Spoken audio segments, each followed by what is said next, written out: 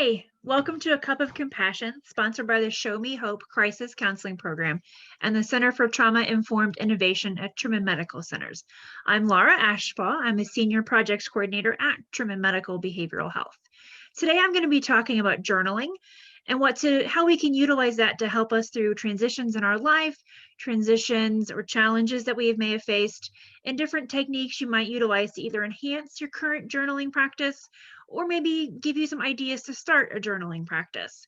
Please note that the information shared in this video session is not intended to be a substitute for professional medical or behavioral health advice, diagnosis, or treatment. Always seek the advice of your physician or other qualified health professional with any questions you have regarding a medical condition.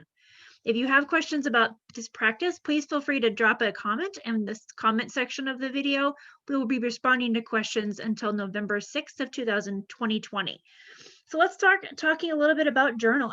So journaling, when I use the word journaling, I'm talking about this definition: a personal record of occurrences, experiences, and reflections that you keep on a regular basis. So in other words, writing stuff down. Writing down your thoughts, what happens to you, what you think, what you feel about all of that, and putting it in a real, tangible place. And you think about, well, how is that going to help me? What does writing something down change any of my problems in my life? Well, what we know through a lot of different research in the journaling and in the mental health field is there's a ton of physical health as well as emotional health benefits to having a regular practice. It helps reduce stress. They found people who journaled 15 to 20 minutes a day, just a couple of times a week, actually had lower blood pressure and improved their liver functionality. All it took 15, 20 minutes.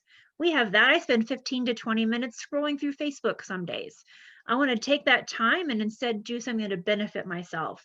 We also find that it improves our immune function, it keeps our memory sharp, boosts our mood, strengthens emotional functions, and ultimately helps us solve problems more effectively. If you think of a journal as kind of a non-judgmental friend, you can tell it anything, you can talk to it about anything, you can get out a lot of stuff that may be floating around in your head that you're having a hard time kind of separating out or seeing in a different light. So all of these benefits come just from writing something down. It doesn't take a lot of time. It doesn't take a lot of money or really even a lot of energy in many cases. But so many of us struggle to get started in this process. And we struggle because we think about, well, how am I supposed to be doing it? What are the rules? What are the expectations? Am I doing this right? And I really want to encourage you to let go of the idea of rules. There are no rules when it comes to journaling. There is no one way that is the right way. What's right is what works for you. How you utilize your journal, it's what you make of it. So you have to experiment, try some different things to see what really kind of resonates with who you are and what you're experiencing in life in that moment. So a lot of the shoulds that I run into from people that keep them from really having that practice is a worry about spelling things right or a worry about having good grammar. No one's grading your journal. No one's looking and checking and judging. That's what it's a friend who doesn't judge you. You can say anything in any which way you want. So let go of trying, well, how's the right way to spell? What's the right way to say this? Let go of that. There is no right way. That it has to be this deep, soul searching, meaningful, every journal must be delving into depths of my soul. It can be, but it doesn't have to be. It can be something as simple as, here's the pretty things I saw today. Here's my grocery list. Here's what I hope for my life. Here is what I wore today. Whatever kind of meets your needs that fits what you're experiencing in that moment is going to serve its purpose for you. It doesn't have to be neat, straight lines. And this is a big one I run into a lot of people. I actually encourage you, if you haven't tried journaling, or even if you do, try and get a journal that is blank. And I know it feels scary, and I know it feels very intimidating to look at a blank page. And as someone who likes things neat and organized and in very symmetrical ways, there's a lot of freedom that come from that open blank page. Really gives you a lot more room and you notice if you start to try and experiment with lines or not having lines, you'll probably find that you really like having that open page. And it also doesn't have to be long flowing paragraphs. Many people think about a journal, they think about, maybe being, 10 years old with a little book that has a lock, dear diary. And there's nothing wrong with that. That's you can certainly do it that way, but it doesn't have to be done that way. And that's one of the things I hope to give you out of this short session is some ideas of like, oh, a journal doesn't have to be pages and pages of long and flowing and straight and neat. A journal can be a lot of different things. And that was where you're going to find your energy for yourself, where you're going to find what works for you. So I really want to encourage you, there is no right or wrong, only what works for you. When we talk about techniques here in just a minute, I'm going to give you a whole bunch of different techniques. And there's probably some of them that you're going to be like, that sounds really dumb. I don't like that. Great, don't do it. And there might be something like, ooh, I hadn't thought about that. I'm going to give that a try. All I ask is that you try, because you never know what's going to connect and resonate with yourself. So when you think about starting a journal practice, there's a couple of questions you do want to think about for yourself as to what's going to work best for you. So where am I going to journal? When am I going to journal? What am I going to write in? What am I going to write with? And then ultimately, what am I going to write? And all of these questions, when you think about them and you think about that answer, it serves the purpose of ultimately maximizing the likelihood that you're going to do it. You know it's going to be helpful, you know it's going to be beneficial. So we've got to get you doing it. You have to do it in order to get all those benefits. So whenever we answer these questions, you want to think, what is the most likely thing that's going to make sure and help encourage me to do this practice? So for example, when are you a morning person, an evening person, or just I'll write my journal when I feel like it kind of person? All of those can be beneficial. I find for myself, I'm a night owl.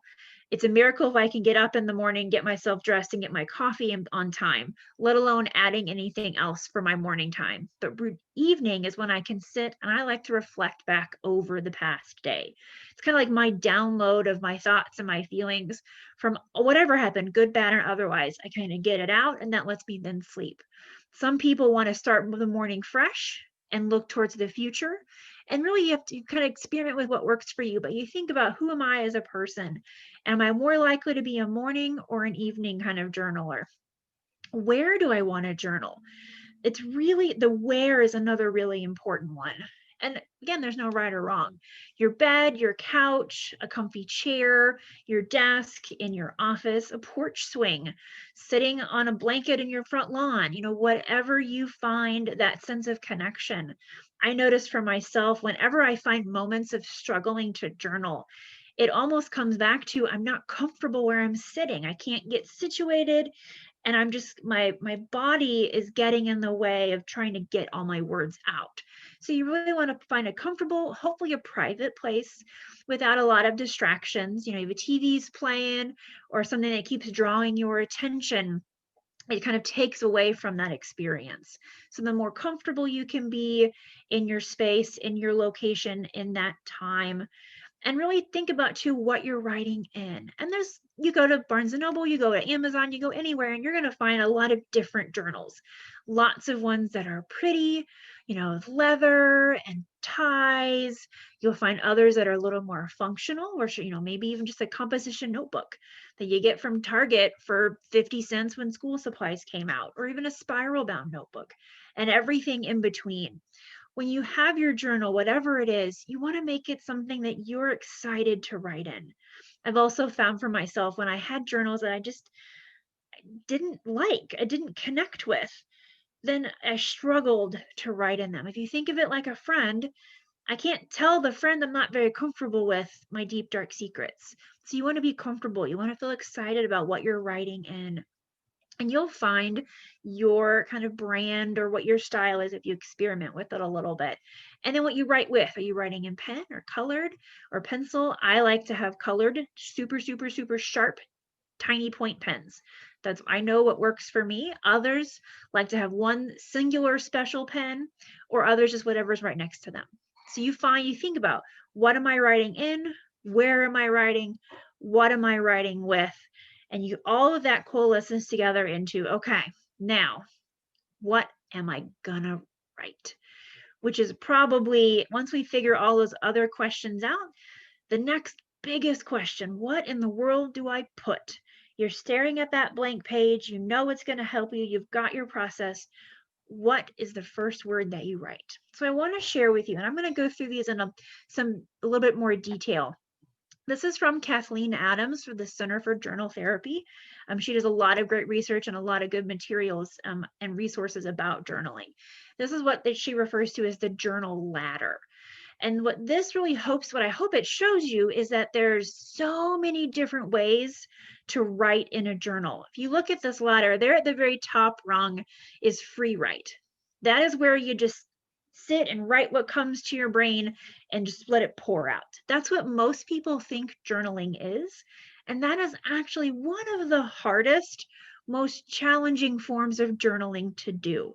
It's the least structured, it's the most abstract, and the most intuitive. So if you've never journaled, or even if you're in a place where you're really struggling with life, that's probably not the one you want to pick. There's so many others that are going to help you and encourage you, that are going to give a little bit more of that structure, that can help get that routine and that habit going. So the way the ladder is structured, from the bottom rung where it says sentence stems up to the top rung where it says free writing, it's all based upon how informational, how structured, how abstract, and it kind of flows from one to the next. So some you might like, some of these I've actually personally never really done because they never connected with me. I've never really done a dialogue. That doesn't really connect with me and how my brain thinks. Others of these I absolutely love and go to over and over and over again. So as we talk about them and I give some ideas and suggestions, I encourage you to experiment, try one out, see what you think of it, and as you build that practice, and if you do have a practice already, maybe incorporate some of these into it. You might find you didn't like something, you like something you thought you wouldn't, and vice versa, and you start to get at some new insights through your journal by using some of these different techniques. So we'll start there at the bottom with the technique of sentence stems, and I kind of go through each one of these just a little bit. So a sentence stem is essentially a fill in the blank. So it starts with the beginning of a sentence, a word or a phrase, and then what you do is you complete it. So fill in the blank, like in school. The first president of the United States is blank, and you fill it in. So this is the same idea, but for journaling. So one example is, right now I feel. Right now I feel anxious, excited, stressed. Right now, I feel like running a marathon and I can start the whole world over again. Right now, I feel disconnected and uncertain. Whatever the answer is, that sentence stem begins that process and just kind of gives you that little jump start into what you're going to write on that page. One thing I encourage is to go back and reread some things. When I read this, I think. When I read this, I notice. And that helps start to kind of get at that idea of that therapist or that friend and that reflection in your journal. And a sentence stem could be anything. You could have the same sentence stem every single day. Today I feel, today I did, today I want, tomorrow I want. Any number of different ways that you could either create yourself, or you could use some of the ones I give here to start that journal process. The 5-minute sprint is also a really great way. It's a little bit of a free write, but it does give you some structure around there. So you set a timer. You set a timer for 5 minutes. And if you think about, do you have 5 minutes in your day? I hope you have 5 minutes in your day where you can set aside and you just write. So you set that timer and you just go. You don't pick that pen up, whatever, even if it's, I have no idea what to write. This has been a really long 5 minutes. I don't know what I'm going to do next. Even that just gets that process and that flow and that experience. So you set a timer, and when that timer goes off, you're done. And that, again, builds that habit and that routine. An inventory is an assessment of your life, and you can do an inventory of anything. It could be, I need to go grocery shopping. I'm going to plan my meals. I'm going to inventory my refrigerator. I'm going to inventory, my tasks for the week. I'm going to inventory how I feel about my life balance. It can be from anything to something what feels very super simple to something much more deep and complex and everything in between. But it really gives you that freedom to get your creative juices flowing and get some of all those things that float around in our brain that weigh us down, that lead us to feel overwhelmed. You kind of get it out onto that page and it feels more contained, it feels safer, and it feels more organized, just getting it out of our brain and onto something tangible in front of us. A structured write is very similar to sentence stem, with the exception is that it has kind of a stems that go together. So there's stems that connect. So this is one example. I want to explore. First thing that comes to my mind, beneath the surface I find, I'm disturbed or uncomfortable with. I feel hopeful about, I would benefit from, my next step is. So you could do all of these. You could pick a couple. You could add in ones that you have your set. I do these 3 sentence stems every day. Today I did. Tomorrow I want. I feel this. You could have just something simple and straightforward in every journal. Today I'm grateful for. Tomorrow I wish. Next week I want. However you want to frame that, whatever you find. And I encourage you when you're thinking about transitions, is particularly in this time where a lot of us feel very unstable, is you really want to establish today is, and tomorrow will be. That kind of sense of stability. It's almost like you're building the foundational blocks for life. And it might be, I'm going to do, or I did. Sometimes we get to the end of the day and we're like, where did the day go? What did I do today? And so even having a simple today I did, and really sitting and thinking about, today I did a training, today I had lunch, today I drank water, whatever it was you did that kind of gives you that sense of grounding of this is today and my plan for tomorrow is. So all of these, and if you search the internet, go to Pinterest, you'll find many different places that will have sentence stems or journal prompts that give you that freedom, or that give you a little bit of structure, that encouragement to continue trying and building. Now, as we move through these techniques, we're starting to get a little bit, you see how we're getting a little bit less structured, but you still have a framework from which you're operating. Clustering is going to look a little bit like a brainstorm, where you put a word in the middle and then you connect it around. For those who are very visual, there's nothing that says a journal has to all be words. A journal can be pictures. It can be doodles. I will glue things into my journals. So as a scrapbooker and a crafter, I'll cut pictures out, I'll cut words out, and I'll glue that into a page, almost like a collage, or little things I've picked up throughout the day to kind of remember that. So that can be a journal. It doesn't have to be words. It can be pictures you drew, pictures you gathered, just kind of this clustering of, again, getting words out, getting things out onto paper. One of my absolute favorite journal techniques is the list of 100. And I know that sounds a little daunting because it is literally 100 things. And it is a list, number 1, 2, 3, 4, on and on and on. And you can pick a topic. These are a couple of examples. 100 places I want to see. 100 things I'm proud of in 2020. 100 experiences I had. 100 experiences I want to have. You can kind of shape it. With the idea of journaling through transitions, I tend to think about looking towards the future, feeling hopeful, a sense of planning and preparation that kind of helps us through that transition, but also a sense of gratitude and a sense of understanding about what has happened. It might feel daunting to try and write out 100 things, but what happens when you write 100, you're going to have repetition, and that's okay. The repetition can enlighten you. You notice, I do repetition. I'm like, oh, I notice I've talked about my son a lot, and it really connects you with, that's clearly it's important to me. Or I notice when I think about where I want to go in this world, they're all really old cities. Okay, that helps me understand something about myself. It helps you, both repetition is educational, but also what happens is you start to get into the small kind of nitty gritty moments. And those are the moments that we really connect with as people. I tend to do this after traveling. I'm a big traveler, and I would always do a 100 moments from a trip.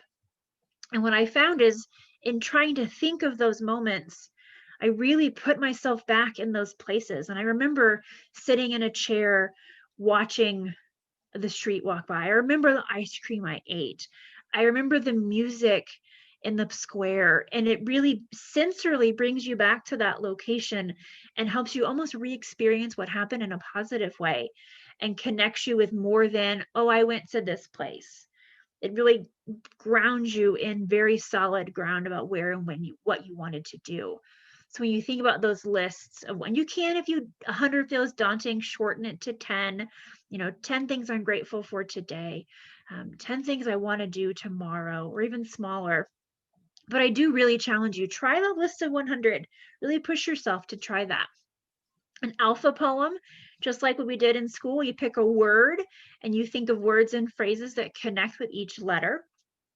A captured moment, similar to a little bit more of a free write, but you pick a moment where you want to kind of create as much about that moment as you can. Really be very sensory.